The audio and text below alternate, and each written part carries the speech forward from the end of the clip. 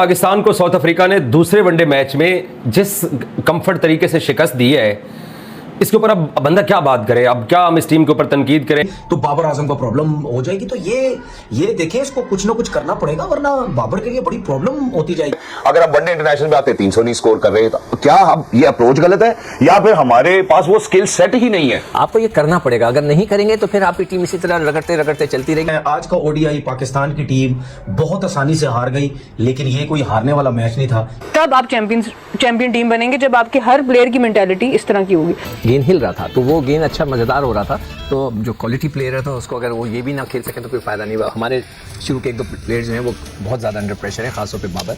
81 innings हो चुकी हैं बाबर आजम की विदाउट 100।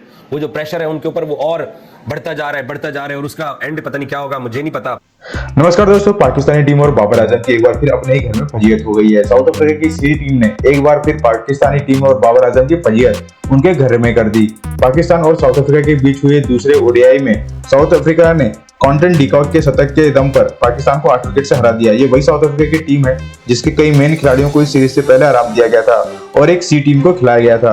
वहीं बाबर आजम एक बार फिर कुछ ना करके चलते बने।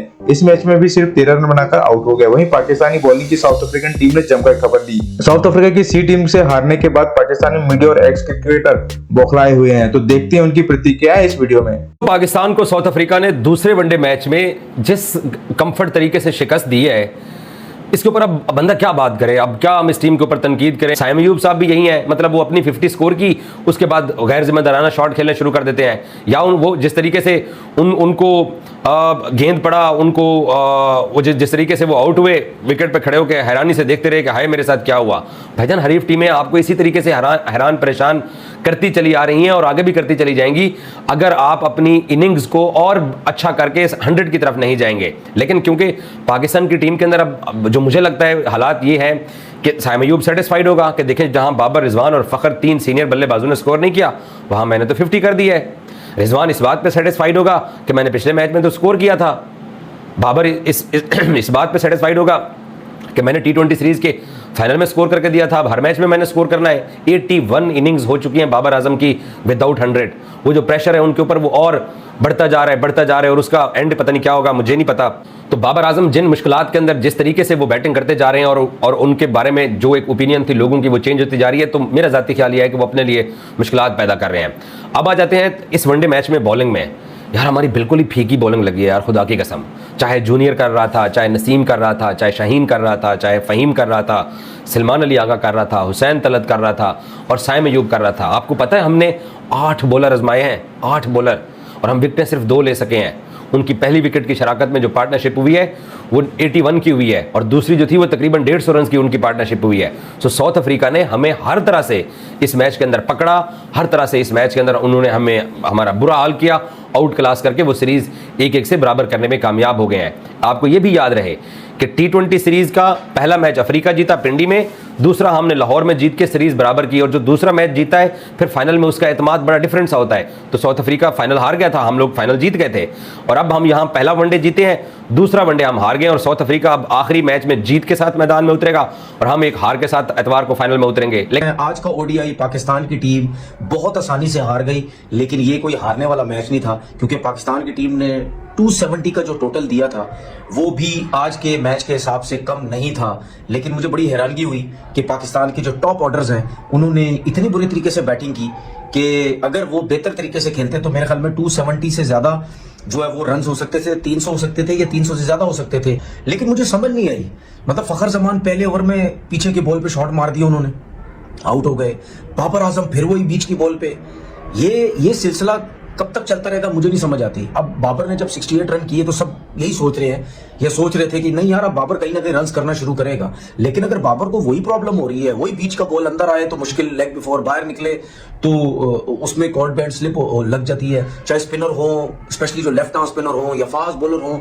अब बाबर का मसला ये है, चाहे लेफ्ट आर्म फास्ट बॉलर हो, चाहे राइट हैंडेड फास्ट बॉलर हो, दोनों जो है वो बीच में बॉल करेंगे तो बाबर आजम को प्रॉब्लम हो जाएगी। तो ये देखें, इसको कुछ ना कुछ करना पड़ेगा, वरना बाबर के लिए बड़ी प्रॉब्लम होती जाएगी। उसकी वजह यह है क्योंकि तकरीबन 80 से ज्यादा जो है इंटरनेशनल मैचेस हो चुके हैं ठीक है ना, तो उसमें जो है बाबर आजम का अभी तक 100 भी नहीं हुआ। तो कहने का मकसद ये है कि जिस लेवल का वो प्लेयर है, उस लेवल के प्लेयर के अगर टोटल जो 80 इनिंग्स, मतलब तीनों फॉर्मेट्स की मैं कह रहा हूं, मिला के 80 या उससे ऊपर की इनिंग्स में अगर कोई 100 नहीं हुआ, तो इसका मतलब ये है कि बाबर बहुत ज्यादा प्रेशर में चला गया है, बहुत ज्यादा उसको प्रॉब्लम्स हो रहे हैं कि नहीं यार मैं, मतलब यानी उसको भी फील हो रहा होगा कि भाई मैं 100 कब करूंगा। तो ये देखें, कोई इतनी मुश्किल विकेट नहीं थी यार, नए बॉल से कहीं ना कहीं 3 4 5 ओवर तो स्विंग सीम हल्का फुल्का तो होता ही है या नहीं होता, होता है, सब कुछ होता है, लेकिन हम वो भी टैकल नहीं कर पा रहे। 3 आउट हो गए, फखर जमान आउट हो गया, बाबर आउट हो गया, फिर उसके बाद रिजवान आउट हो गया, तीनों गलत आउट हुए, कोई मतलब एफर्ट लग ही नहीं रही, कोई जान ही नहीं लग रही। मुझे तो ऐसा लगता है 50-60 रन के बाद हमारी टीम वैसे ही हार चुकी थी कि ये तो अगर शुरू में अगर 2-3 आउट नहीं हुए हमारी टीम की तरह, तो ये तो मैच लेके चले जाएंगे। और वो डीकॉक ऐसा प्लेयर है, वो है ऐसा प्लेयर, उसके 7000 रन होने वाले यार वनडे क्रिकेट पे, 2200 कर चुका है। तो वो तो ऐसा प्लेयर है, वो तो खड़ा हो गया, सेट हो गया, उसने तो मार के बुरा हाल करना है। अब तो उसकी फॉर्म वापस आ गई, पता नहीं अगले मैच में वो फिर कुछ ना करते, क्योंकि वो तो प्लेयर तो ऐसे ही है, ऐसे ही खेलता है भाई वो। उसके बाद डिजोजी आपके सामने है, उसने भी 75 कुछ रन की उसने इनिंग खेली। 10 ओवर पहले मैच आपको मुका के चले गए, 10 ओवर पहले उन्होंने मैच मुका दिया। मैं सिर्फ आपसे ये बात करना चाह रहा हूं कि जब माइक हैसन ने ये T20 इंटरनेशनल में अप्लाई करने की कोशिश की, तब भी हम 180-200 नहीं स्कोर कर रहे थे, ठीक है। अगर आप वनडे इंटरनेशनल में आते 300 नहीं स्कोर कर रहे, तो क्या अब ये अप्रोच गलत है या फिर हमारे पास वो स्किल सेट ही नहीं है? देखिए, स्टिक टू इट। मेरा सिंपल ये है कि अगर आपने एक चीज डिसाइड कर ली, हमें 300 वाली टीम बनानी है, ये 350 वाली वनडे में बनानी है, ये T20 में हमें 200 प्लस वाले अगर हमें टीम बनानी है, ठीक है, आपने डायरेक्शन ले लीजिए, हमें इस डायरेक्शन पे जाना है, प्लेयर्स आप सिलेक्ट करें, then try to achieve it. अगर आप T20 की बात करते हैं तो आपके ओपनर्स के strike rate I think Rizwan Babar से भी कम आपको नजर आएंगे। और उसके बाद अगर आप वनडे के अंदर भी आते हैं तो आप फिर उसी तरह की क्रिकेट खेलें ना। उसमें फेलियर होता तो शायद हम बात कर रहे होते जी ठीक है हम ये चीज़ ट्राई करें, may be will achieve it in year या जाके अगले वर्ल्ड कप तक, जो भी हमारा जो टाइम रखा हुआ है। लेकिन अभी तक हमें डायरेक्शन वो नजर नहीं आ रही है कि हमने अचीव करना क्या है। अब या तो आप ये समझ रहे हैं कि हम अपनी टीम को पुश करना चाहते हैं कि जी हमने एक मैच चेस करके जीता है, जो आपने कंफर्टेबली नहीं जीता। वो मैच भी, वो मैं बात आपको करूँ ना, सेकंड लास्ट ओवर के आखिरी बॉल पे छक्का ना लगता तो आखिरी ओवर में 10 रन रह जाते, तो वो मैच भी फंस गया था आपका।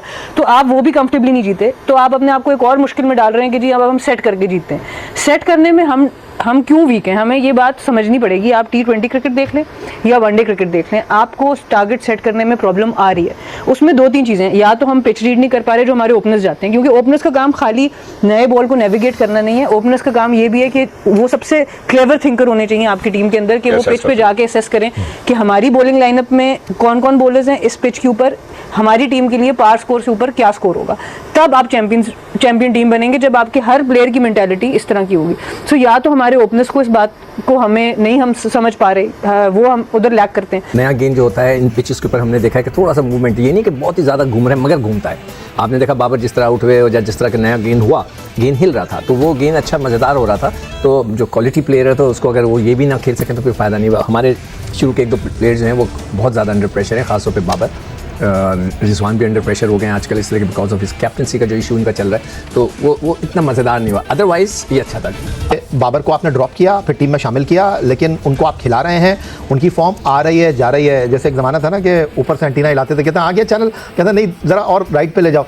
तो बाबर आजम ने 150 किया, लेकिन यहाँ दोनों मैचों में वो बड़ी इनिंग नहीं खेल सके। पहली इनिंग में 7 पर आउट हुए, सेकंड मैच में 11 पर आउट हुए। वेस्ट इंडीज़ के आखिरी 2 एक रोज़ा मैचों में अकाउंट ओपन किए बगैर गए थे, और आपने कहा कि बाबर को बैठाकर हसन को खिला। मैंने कहा था अगर हिम्मत है, देखिए असूलन ऐसी होना चाहिए, थोड़े से बड़े प्लेयरों को भी बिठाना चाहिए, इसमें कोई फर्क नहीं पड़ता। उसको ये कह दें, मैं कहता हूँ अगले मैच में कर दें। आप बाबर को ये कहें कि जाओ एक डोमेस्टिक का मैच खेलें। जब तक आप मैच खेल के थोड़ी प्रैक्टिस नहीं करेंगे तो आपको आदत नहीं पड़ेगी मैच खेलने की। आपको ये करना पड़ेगा। अगर नहीं करेंगे तो फिर आपकी टीम इसी तरह रगड़ते चलती रहेगी, नए इंडक्शंस नजर नहीं आएंगे, नए प्लेयरों का हमें झलक नजर नहीं आएगी। तो हमें ये करना है, वरना तो ये पिछले 10-12 साल से ये लड़के खेलते हुए आ रहे हैं जितने भी है, वो बस इसमें एक साइम है कि जो नया है, जो मुझे नया नजर आता है। नीचे वसीम आया है जो कि नया, बाकी सारे पुराने लड़के 10 साल से खेलते हुए आ रहे हैं, वही खेल रहे हैं। नई चीजें आपने नहीं की अभी तक।